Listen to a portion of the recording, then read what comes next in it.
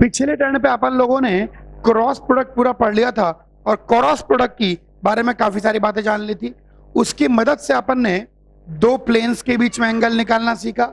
दो प्लेन्स के बीच में वही एंगल होता है जो कि उनके नॉर्मल वेक्टर के बीच में होता है, इसमें कोई खास बात नहीं है, ये बात हम जानते हैं। लाइन और प्लेन का इंटरसेक्शन पॉइंट निकालना भी सिखा दिया था। आज और थोड़ी सी बात सीखेंगे, सब बच्चे ध्यान देंगे इन बातों पर जो मैं करने जा रहा हूं। याद करो मास्टर प्रॉब्लम 3 जिसमें अपन पॉइंट और लाइन से खेले थे। किससे खेले थे? पॉइंट और लाइन से। अब आइए देखेंगे सब बच्चे ध्यान से, बहुत ज्यादा ध्यान से। मान लीजिए एक पॉइंट गिवन हो ए वेक्टर और एक लाइन गिवन है R vector equal to B vector plus lambda C vector. तो वैसे तो मैंने बाहर के पॉइंट से लाइन की परपेंडिकुलर डिस्टेंस निकालना सिखा दी थी। बाहर के पॉइंट से लाइन की परपेंडिकुलर डिस्टेंस निकालना आपको सिखा दी थी, लेकिन उसके लिए पहले हम बड़ा प्रपंची तरीका यूज करते थे कि पहले निकालते थे फुट ऑफ परपेंडिकुलर, फिर पी और एफ के बीच की दूरी परपेंडिकुलर डिस्टेंस। देखिए पॉइंट और लाइन के बीच में परपेंडिकुलर डिस्टेंस निकालने का एक गजब का डायरेक्ट तरीका, प्लीज बोर्ड पर देखिए। अगर लाइन की equation R vector equal to B vector plus lambda C vector है, यानी इस लाइन पर कहीं ना कहीं कोई वेक्टर बी है और इस लाइन के पैरेलल वेक्टर सी है, तो मैं क्या करूंगा, लाइन के वेक्टर को बाहर के पॉइंट से जोड़ दूंगा और मान लो अगर ये एंगल थीटा है तो मैं बोलूंगा कि perpendicular distance is nothing but A vector minus B vector into sine theta. अब जरा साइन थीटा को घूरेंगे।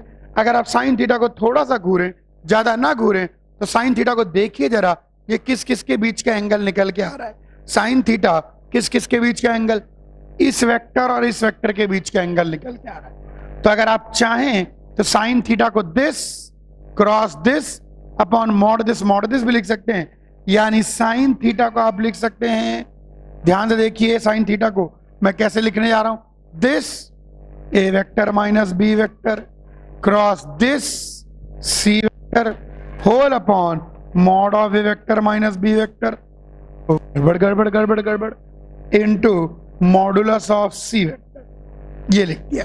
अब यहां पर कुछ कट रहा है, कटना तय है।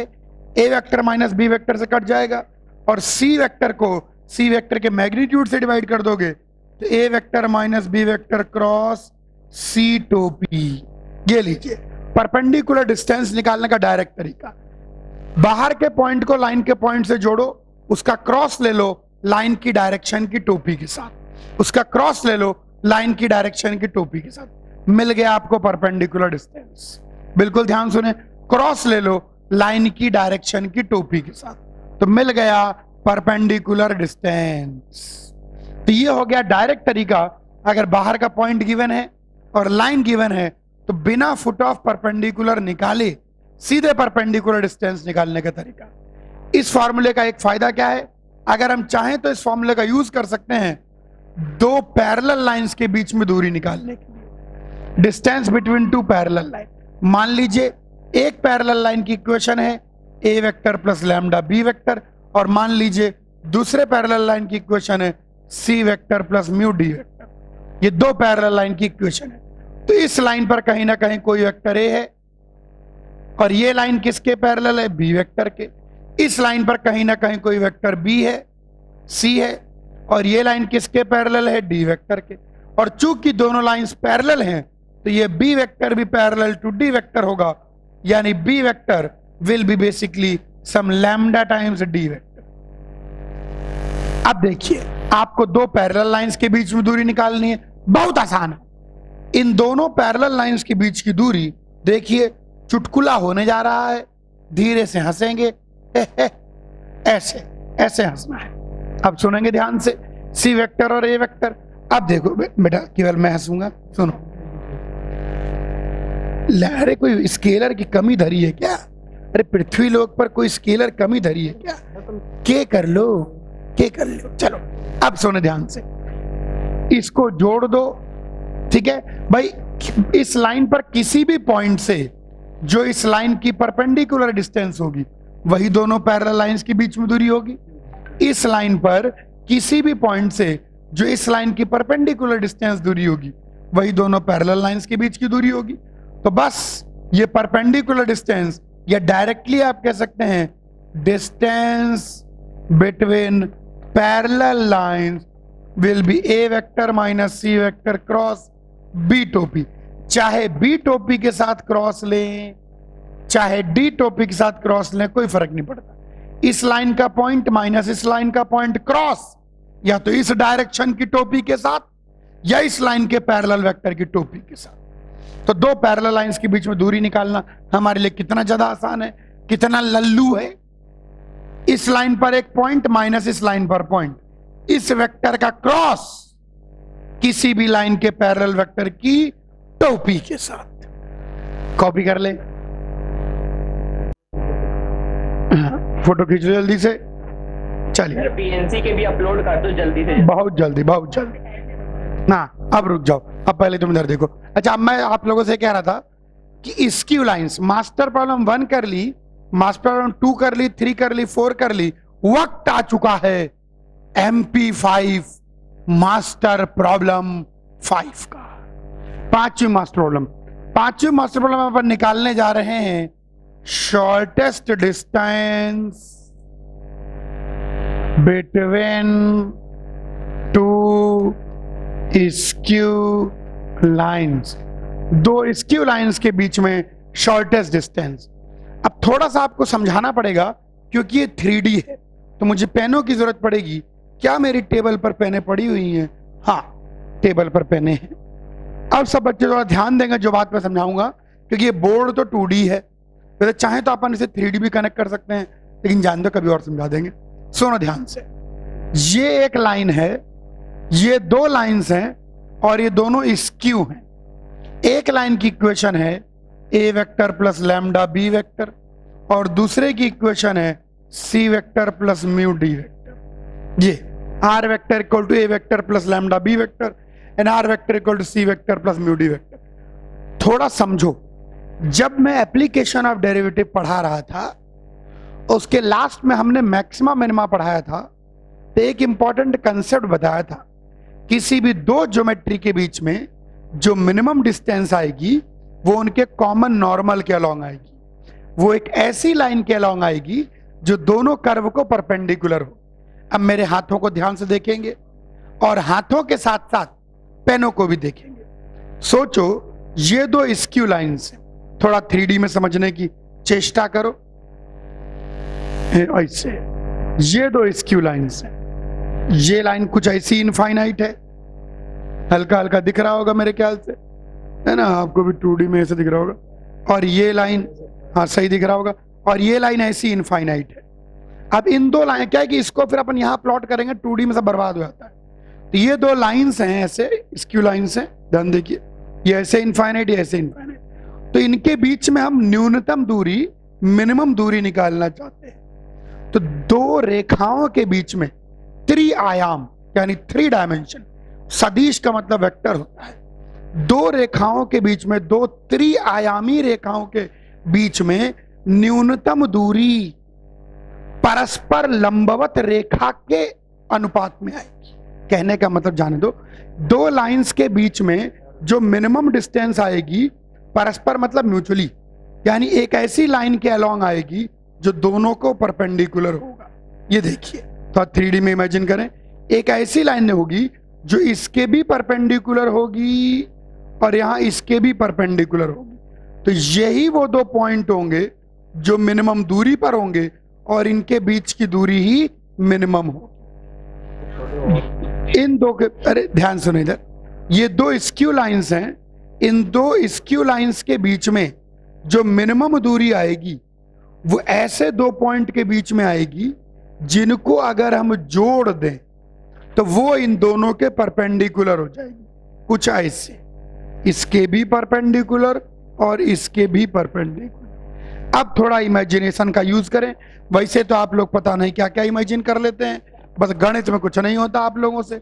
अब सुनो ध्यान से, अगर इन दो पॉइंट के बीच में मिनिमम दूरी आ रही है तो इसका मतलब है कि इन दो पॉइंट को जोड़ने वाली लाइन इसके भी परपेंडिकुलर, इसके भी परपेंडिकुलर। अगर इन दो लाइंस के बीच में मिनिमम दूरी आ रही है, इन दो पॉइंट्स के बीच में मिनिमम दूरी आ रही है, तो इसका मतलब है कि ये इसके भी परपेंडिकुलर और ये इसके भी perpendicular.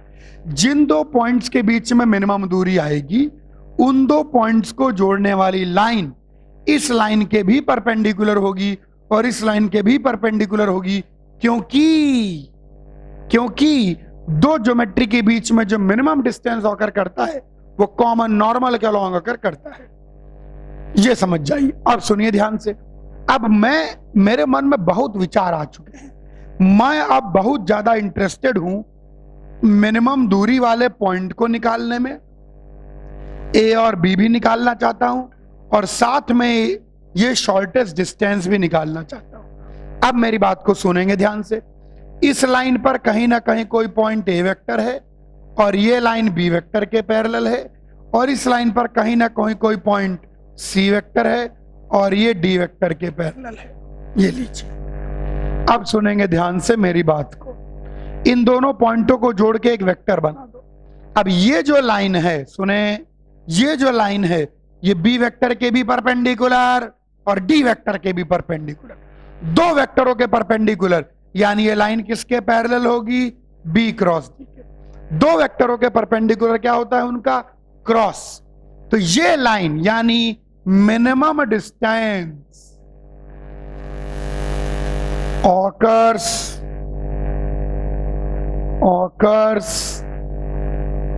parallel to vector b vector cross d vector. क्योंकि अगर इन दोनों पॉइंट को जोड़ने वाली लाइन इस लाइन के परपेंडिकुलर है यानी बी वेक्टर के परपेंडिकुलर है, इस लाइन के परपेंडिकुलर है यानी डी वेक्टर के परपेंडिकुलर, बी वेक्टर के भी परपेंडिकुलर, डी वेक्टर के भी परपेंडिकुलर, दो वेक्टर के परपेंडिकुलर, उनका क्रॉस, यानी ये जो मिनिमम डिस्टेंस को जोड़ने वाली लाइन है ये बी क्रॉस डी के पैरेलल हो गई। अब मैं आपको एक बार प्रोजेक्शन याद दिलाना चाहता हूं। अगर इस लाइन का इस पर प्रोजेक्शन चाहिए तो कुछ नहीं, इसके एंड पॉइंट से परपेंडिकुलर डालो और दोनों फुट ऑफ परपेंडिकुलर के बीच की दूरी प्रोजेक्शन कहलाती है। यहां पर देखेंगे सभी विद्यार्थी, मेरे मन में इच्छा उमड़ रही है, क्यों ना ए वेक्टर माइनस सी वेक्टर का, क्यों ना इसका प्रोजेक्शन बी क्रॉस डी पर लिया जाए। तो कैसे लेंगे बी क्रॉस डी पर प्रोजेक्शन? यहां से परपेंडिकुलर खींचेंगे, ये फुट ऑफ परपेंडिकुलर, यहां से परपेंडिकुलर खींचेंगे, उत्तरी, यानी इसका जो प्रोजेक्शन है बी क्रॉस डी पर वही शॉर्टेस्ट डिस्टेंस है। यानी आप बोलेंगे shortest distance is nothing but projection of A vector minus C vector on B cross. बस ये रट लो काम की चीज। इस लाइन पे पॉइंट को इस लाइन के पॉइंट से जोड़ दो और उसका प्रोजेक्शन ले लो बी क्रॉस डी पे, वही शॉर्टेस्ट डिस्टेंस देता है। प्रोजेक्शन क्या आएगा? जिस पर प्रोजेक्शन चाहिए उसकी टोपिया से डॉट, तो डॉट बी क्रॉस डी की टोपी, और पूरे का मॉड ले लें कि शॉर्टेस्ट डिस्टेंस एक डिस्टेंस है, कभी भी नेगेटिव नहीं होगी। एक और बात यहां बताना चाहूंगा, पैरेलल लाइंस के बीच में अगर मिनिमम दूरी निकालनी हो, दिस फॉर्मूला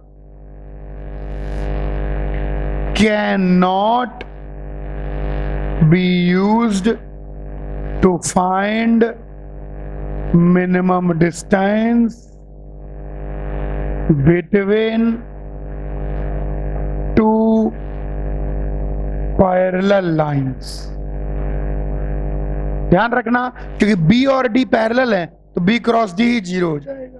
तो ये बहुत सारे बच्चे शॉर्टेस्ट डिस्टेंस के बीच में इस फॉर्मूले को यूज करना चाहते हैं कि सर इसी से पैरेलल लाइंस के बीच में दूरी निकालो। नहीं, आएज नहीं निकाल सकते, B cross D is zero. ये देखिए, इस लाइन पे पॉइंट को इस लाइन के पॉइंट से जोड़ दीजिए, इस लाइन के पॉइंट को इस लाइन के पॉइंट से जोड़ दीजिए और उसका प्रोजेक्शन ले लीजिए बी क्रॉस डी पर। जो इसका प्रोजेक्शन है बी क्रॉस डी पर वही मिनिमम डिस्टेंस है, वही मिनिमम डिस्टेंस है। अब मैं क्वेश्चन के जरिए आपको समझाऊंगा। ये चलो थ्योरी बता देता हूं, ए और बी पॉइंट कैसे निकालेंगे। मिनिमम दूरी तो निकाल ले, चलो कॉपी कर लो, या नहीं बता ही देते हैं। मिनिमम दूरी तो निकाल ली, मन में इच्छा उमड़ी कि गुरुजी मिनिमम दूरी तो आ गई, वो 2 पॉइंट के कोऑर्डिनेट भी बता दीजिए जिनके बीच में मिनिमम दूरी आई है। तो अब मैं आपको बताने जा रहा हूं to find position vector of A and B. सुनो ध्यान से, कैसे ए और बी का पोजीशन वेक्टर निकालना है, सुनिएगा ध्यान से, बिल्कुल ध्यान से। देखो, लैम्डा की अलग अलग वैल्यू लेने पर आपको लाइन पर अलग अलग पॉइंट मिलेंगे। आप मान लीजिए ए वेक्टर को A vector plus lambda 1 B vector और बी वेक्टर को C vector plus mu 1 D vector. मैंने पहले भी बोला था, लाइन का हर सवाल बिंदु से पॉइंट मानकर ही होता है। तो हमने ए का पॉइंट मान लिया, बी का पॉइंट मान लिया, तो ऑब्वियस सी बात है ए बी का डॉट बी के साथ 0 होना चाहिए, क्योंकि ए बी वेक्टर बी के परपेंडिकुलर है, और ए बी का डॉट सी डी के साथ भी 0 होना चाहिए, क्योंकि A B vector D vector के परपेंडिकुलर है। यहां से आपको मिलेंगी 2 लीनियर इक्वेशन इन लैम्डा 1 और म्यू 1। 2 इक्वेशन मिलेगी लैम्डा 1 में, वहां से आप get lambda 1 and mu 1, get A vector and B vector. ये मैंने आपको सिखाया 2 स्क्यू लाइंस के बीच में मिनिमम दूरी, और जिन बिंदुओं के बीच में मिनिमम दूरी आ रही है उनके पोजीशन वेक्टर निकालना। कॉपी करो तो एक सवाल लगाएं, कॉपी करिए। अब हमने स्क्यू लाइंस की थ्योरी पढ़ ली, आइए जरा करें क्वेश्चन, सवाल लगाते हैं।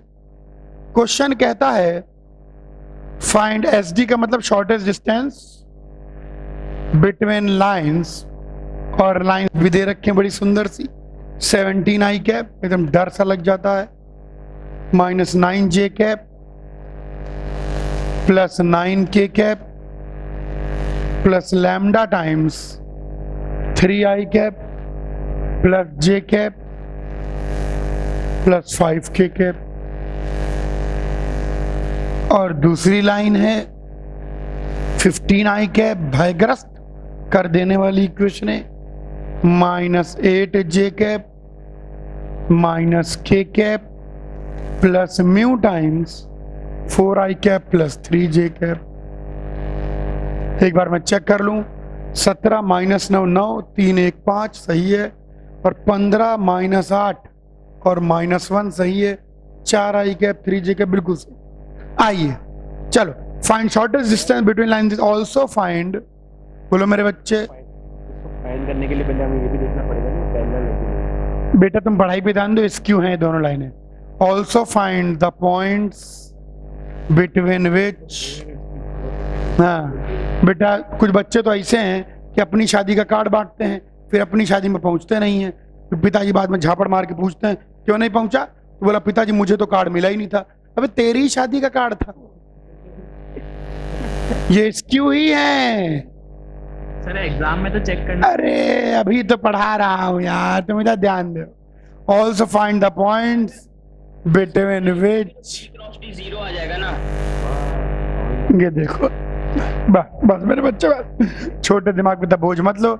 Also find the point between which minimum distance occurs.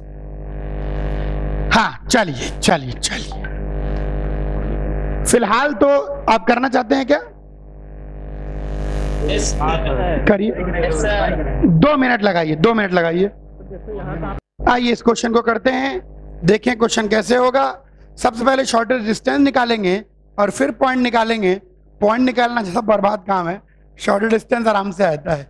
अब देखिए इसके अंदर, सुनिए अपन आराम से, ये जो वेक्टर दे रखा है, इस वेक्टर को हम लोग ए वेक्टर कह देते हैं, इस वेक्टर को हम लोग बी वेक्टर कह देते हैं।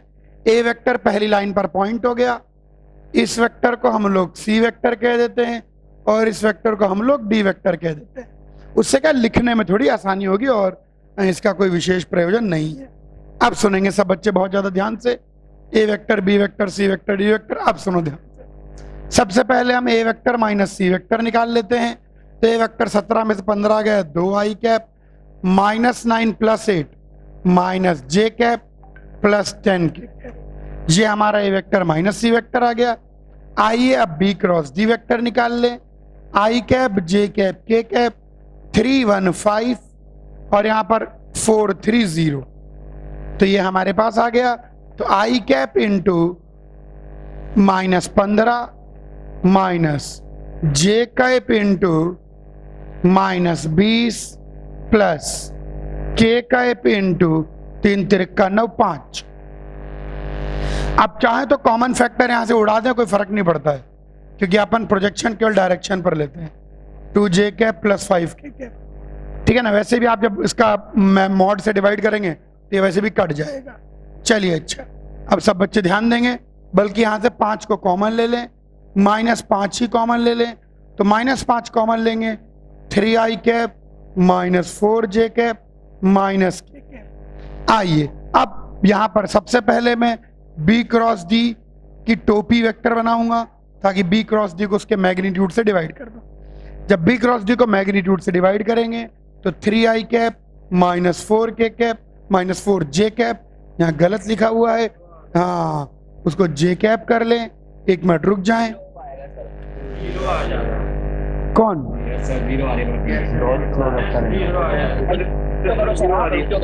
रुको रुको, पहले आराम धीरे धीरे करने दो मुझको। -j कैप, ये आ गया j कैप और ये आ गया k cap. 3i cap -4j cap -k cap और 3 तिरका 9 16 25 और 26 रूट, ये निकल के आ जाता है मेरे पास। अब हम शॉर्ट रेजिस्टेंस का फॉर्मूला लगा देते हैं। तो a vector -c vector dot b cross d की टोपी, यानी इसके b क्रॉस d के साथ डॉट ले लें, b क्रॉस d के साथ डॉट डिवाइड बाय रूट 26, तो टोपी आ जाए। तो a वेक्टर -c वेक्टर 3 दूनी 6 और यहां पर आएगा -j -4 +4 और यहां पर आएगा -10, कोई बात नहीं, हाँ रूट 26, ये 0 आ गया। अब सुनो, शॉर्टेस्ट डिस्टेंस हमारा 0 आ गया। इसका मीनिंग क्या है? इसका मतलब समझो, ये दोनों पैरेलल तो नहीं है, ये दोनों पैरेलल तो नहीं है। सुनिए ध्यान से, अगर शॉर्टेस्ट डिस्टेंस 0 आ रहा है तो शॉर्टेस्ट डिस्टेंस 0 एक ही सूरत में आ सकता है, व्हेन लाइंस इंटरसेक्टिंग। देखो सोचो खुद, कॉमन सेंस की बात है, दो लाइंस के बीच में मिनिमम दूरी 0 कब होगी? जब लाइंस इंटरसेक्टिंग, ऑब्वियस बात। तो दोनों लाइंस इंटरसेक्टिंग है, इसलिए अब कहीं कोई दिक्कत नहीं है। तो आप निकाल लेंगे इन दोनों का intersection point, get intersection point. अगर शॉर्टेस्ट डिस्टेंस 0 नहीं आता तो ये लाइंस स्क्यू होती, लेकिन अगर शॉर्टेस्ट डिस्टेंस 0 आ रहा है तो लाइंस स्क्यू नहीं है, लाइंस इंटरसेक्टिंग है। कॉपी कर लीजिए कितना। हाँ, अब जो है मैं आपको स्क्यू लाइंस दे रहा हूं ताकि आप ए और बी भी निकालें। आर वेक्टर, अच्छा देखो आप क्या करा करो, सीधे शॉर्टेस्ट डिस्टेंस निकालो, एसडी का फॉर्मूला लगा दो, A vector -c vector dot B cross D upon mod B cross D. अगर ये 0 आ गया तो लाइंस इंटरसेक्टिंग, नॉन 0 आया तो स्क्यू। चलिए, आर वेक्टर दे रखा है -3i cap plus 6j cap, -3i cap plus 6j cap plus lambda times -4i cap plus 3j cap plus 2k cap, ये दे रखा है। और दूसरा आर वेक्टर दे रखा है 2i cap plus 7k cap. ये दो लाइंस में जो दे रहा हूं ये दोनों स्क्यू हैं, -4i cap plus j cap plus k cap, ये लीजिए। अब ये स्क्यू लाइंस हैं, इन दोनों लाइंस के बीच में फाइंड शॉर्टेस्ट डिस्टेंस, सब निकालिए, find shortest distance and find points at minimum distance. लगाइए जरा 2 मिनट, करिए तो सही। आइए इस क्वेश्चन को सॉल्व करते हैं, कोशिश करते हैं। वापस अपन क्या करते हैं, नोटेशन कर लेते हैं, उससे क्या होता है गड़बड़ नहीं होती। वह सिंपल नोटेशन है।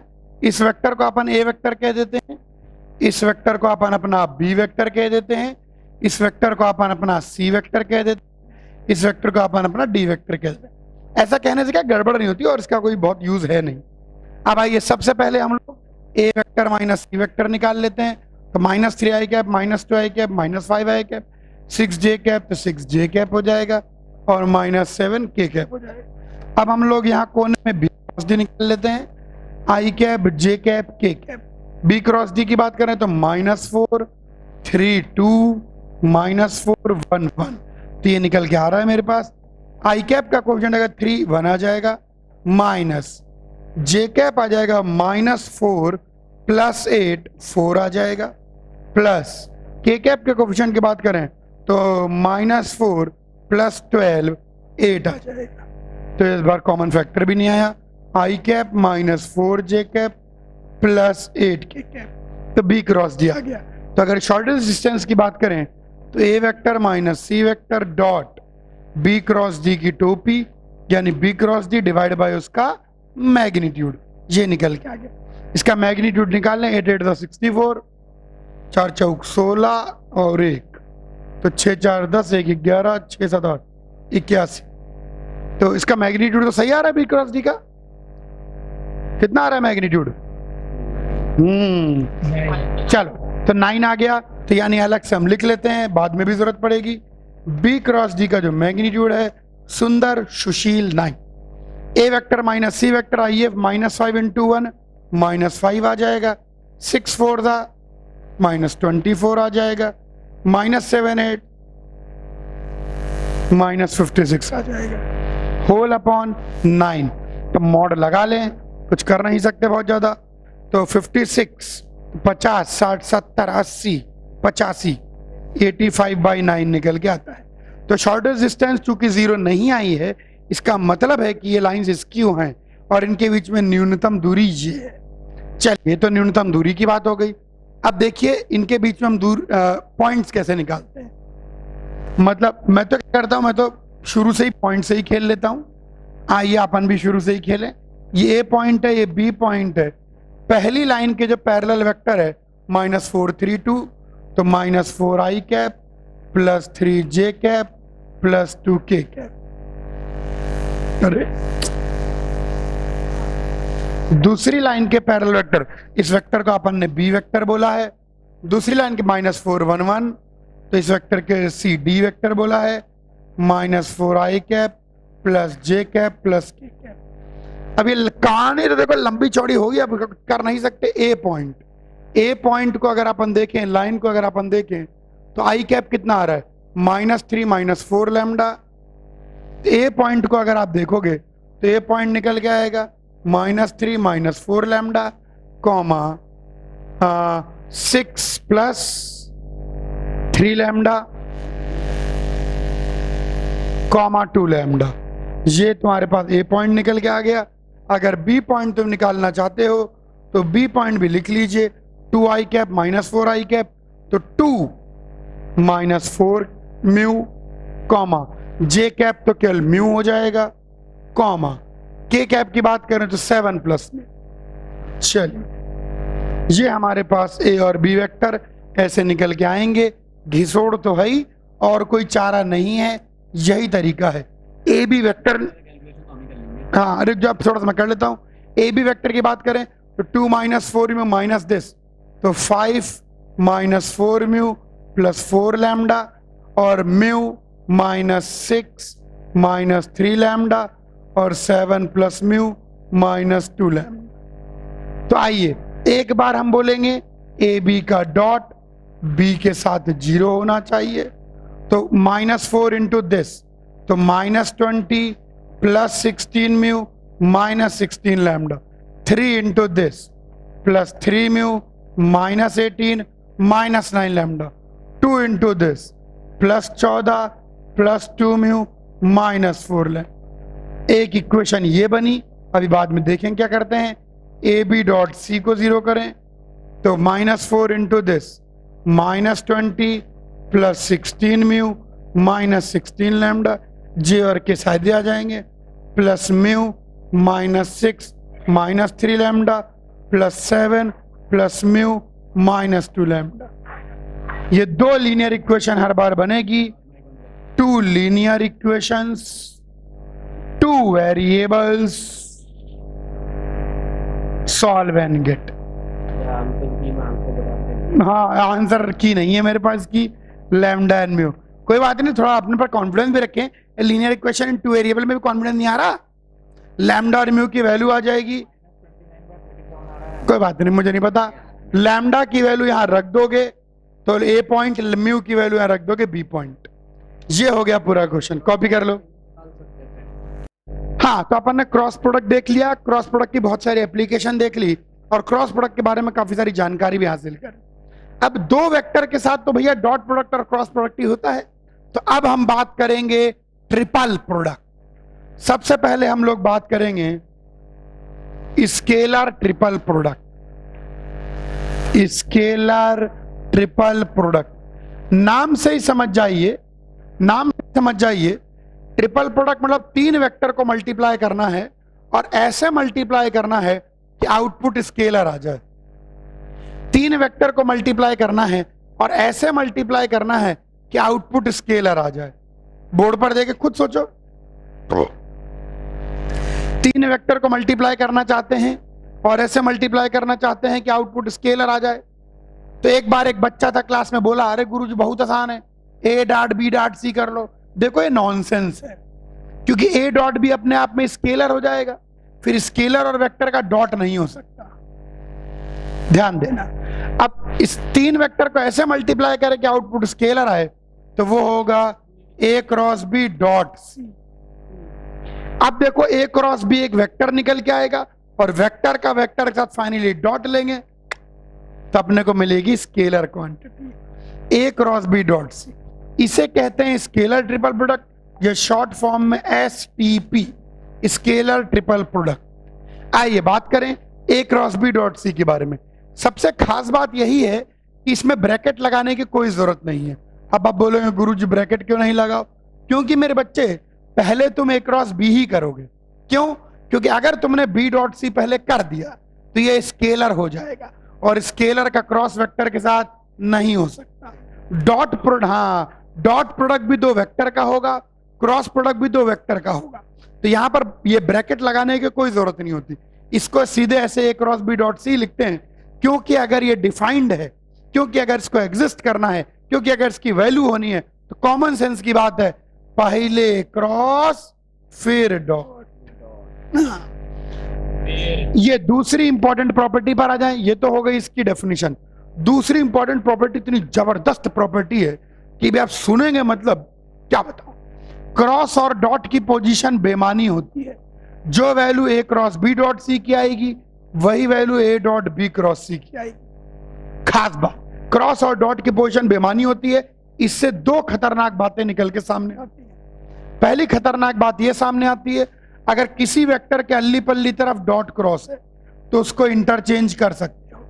इफ एनी वेक्टर हैज, गलत लिख रहे हो, has dot and cross with it on opposite sides, then they can be interchanged। ये गजब का एल्जेब्रिक रिजल्ट है, very very important algebraic result. ध्यान देना है, अगर कोई भी वेक्टर के अल्ली पल्ली तरफ ऐसे डॉट क्रॉस हो तो कभी भी उनको इंटरचेंज कर सकते हैं। अब आप बोलो गुरुजी इंटरचेंज करके क्या फायदा? तो फायदा आगे अलजेब्रिक ऑपरेशन में आपको दिखेगा। किसी भी वेक्टर के अल्ली पल्ली तरफ अगर डॉट क्रॉस है, किसी भी वेक्टर के अल्ली पल्ली तरफ अगर डॉट क्रॉस है तो उनको आप खट से इंटरचेंज कर सकते हो। ये ध्यान रखेंगे। किसी भी वेक्टर के दोनों साइड अगर डॉट क्रॉस है तो उनको आप बड़े आराम से सीधे इंटरचेंज कर सकते हैं। इस बात पर सब बच्चे ध्यान देंगे। दूसरी इंपॉर्टेंट बात, दो मैंने बोला था कि दो इंपॉर्टेंट बातें इससे निकल के आती हैं। पहली इंपॉर्टेंट बात यह हो गई कि ये अलजेब्रिक रिजल्ट निकल के आ गया।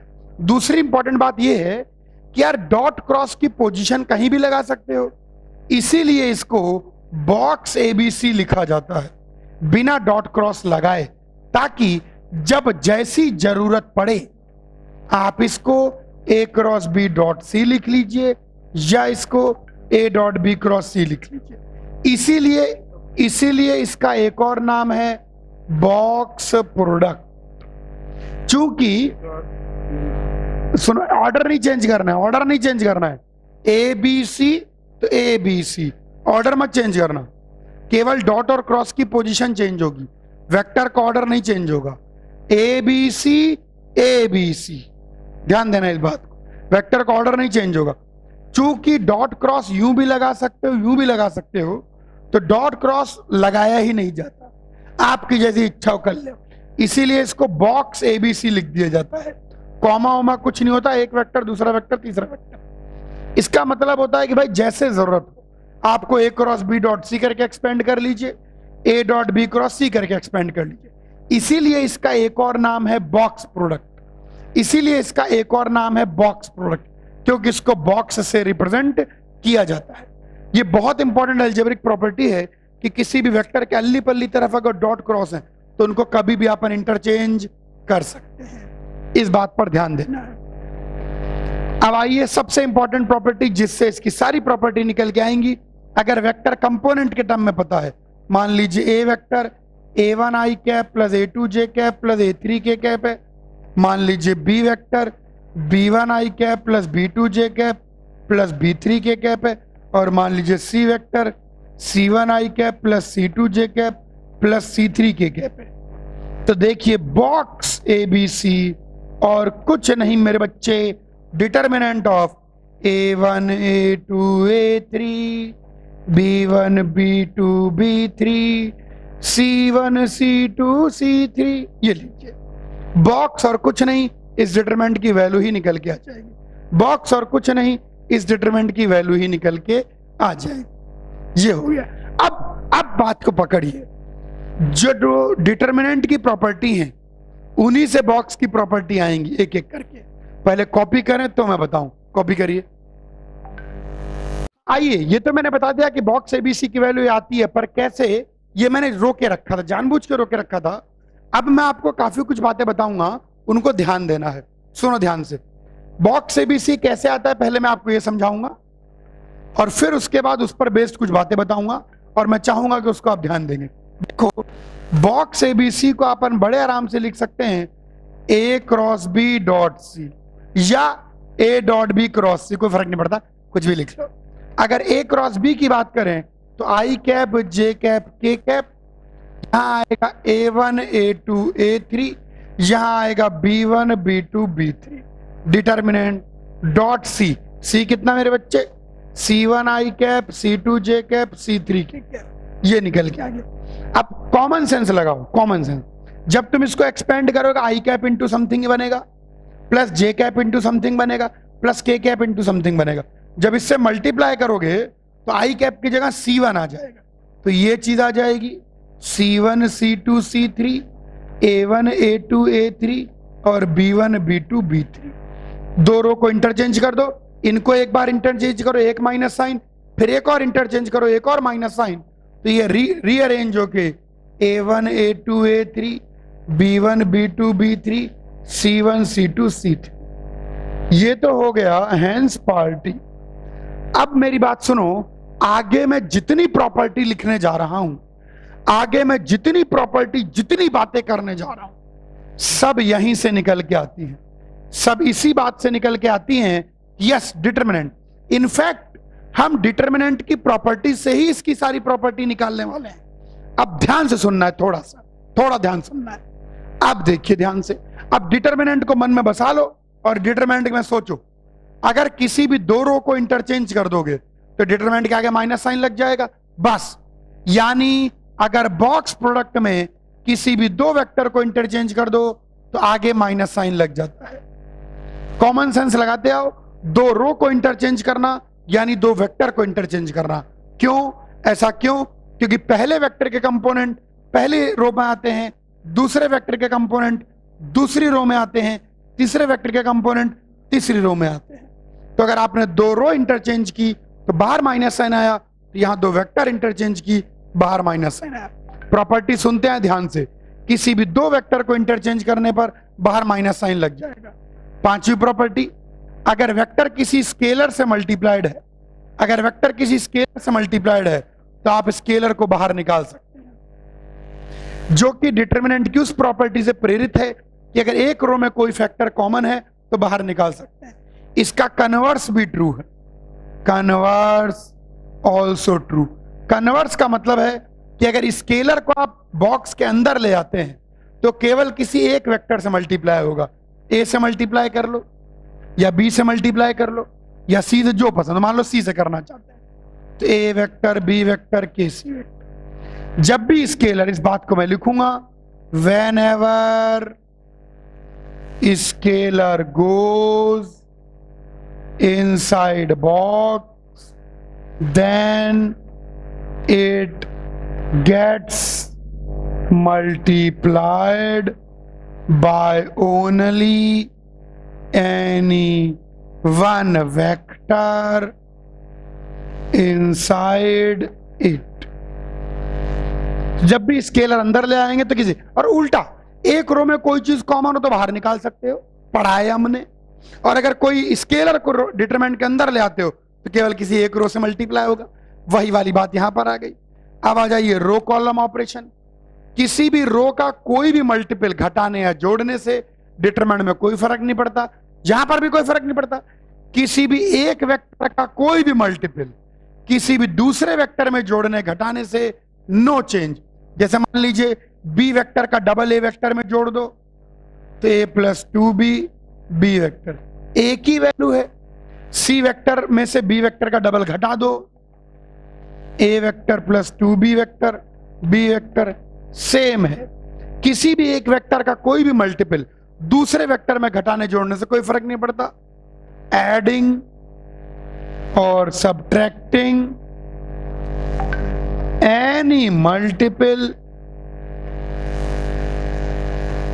Of any one vector in other does not change box।